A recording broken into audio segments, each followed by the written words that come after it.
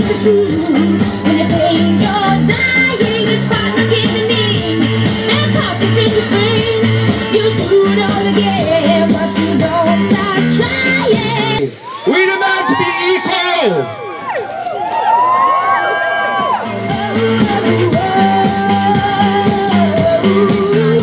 Hold up those torn equal cards. Let everybody see them. This is what the government wants to do to trans people. Not acceptable.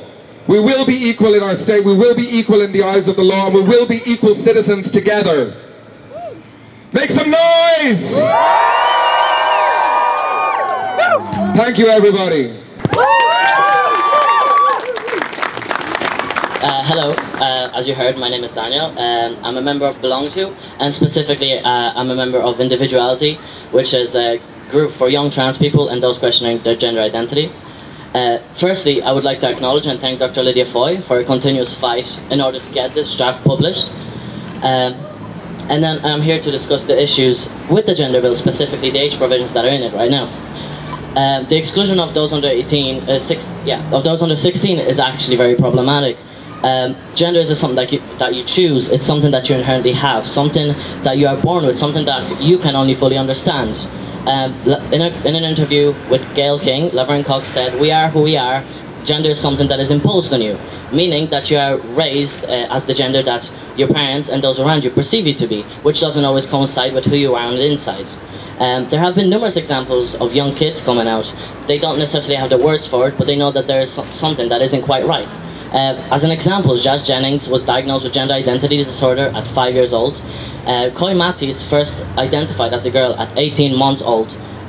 Ren Kaufman came out as a boy at age 11, but his mother said that he tried to express who he was at age 4. I myself have known that there is a disconnect with my body since a very, very young age, although I didn't have the words for it.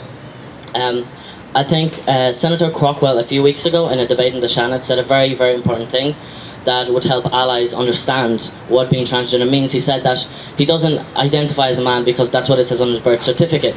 He identifies as a man because, you know, that's what he was raised as and that's what he self-identifies as, which I think just kind of underlines the importance of, you know, the ability to self-identify your gender.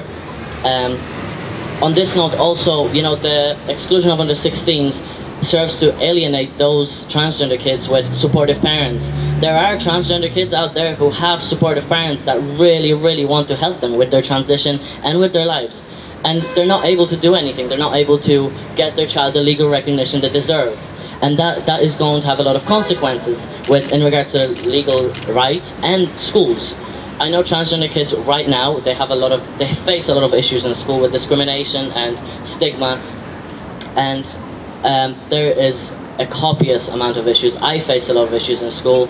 I changed my name to Deepole and I had to wait 3 weeks for them to change their role. I have friends and they've told me that some of their schools refused to change their name completely. They couldn't change their name at all. They had to move schools. I had to wear tracksuit bottoms of the uniform. I wasn't able to wear the actual guys' trousers for a good half of the year. I wasn't able to use the correct toilets. I could only use the disabled toilets. I couldn't join sports teams with the, you know, with my gender, the boys' sports teams. Right now, it's ridiculous. It is alienating kids. It will impact their education, their ability to focus on their studies, and it introduces a lot of issues. And it allows. I know right now we have some anti-bullying policies in place, but they're not enough. They're not going to change schools' behaviour. If a principal if a yearhead, if they choose to discriminate against a young trans individual, they will do it regardless. Another issue that I wanted to address is the pathway for 16 to 18-year-olds to obtain legal gender recognition. Those people, even with their parents' support, it would take years for them to obtain all the documents that are required right now. They'll probably turn 18 by the time they actually get around to having all the documentation. Why is the opinion of a treating physician required right now? Why is a doctor more qualified to tell me what gender I am? That's ridiculous. Another thing is, why is the intention to medically transition required? What about people that have contraindications to medically transition? What about those people that don't want to medically transition? There isn't any other instance where an individual is forced to undergo medical treatment in order to be legally recognized. That's just ridiculous, and it shouldn't be in there. Another thing is the requirement of parental support. For the first year of my transition, my parents were not supportive. I was thrown out of the house.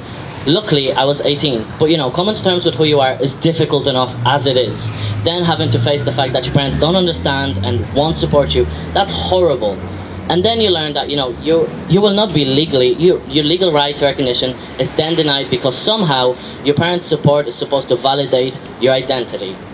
Now, if my parents don't approve of my partner, does that invalidate my relationship with them? No, it doesn't. Then I don't see why their support is a deciding factor on my gender identity and my right to recognition. So lastly, I just wanted to say that I stand in support of all the other changes that the other speakers have suggested, proposed. And also, I just want to say that Individuality, the group in BeLongTo this year, we're trying to place special emphasis on advocacy, and specifically in light of the publication of the draft, we're trying to push for the changes in it. And if anyone would like to get on board, we hold meetings every Wednesday in the BeLongTo offices from 5:30 to 7:30. Everybody is welcome to come and help out in any way they want to. So I know this year we're going to have the marriage equality referendum, and there's a lot of debates and there's a lot of noise around that right now. But don't let the T in LGBT become silent this year. Thank you. Sometimes I feel like throw my hands up in the air. I know I can count on you. Sometimes I feel like saying, Lord, I just don't care. But you've got the love I need to see me through.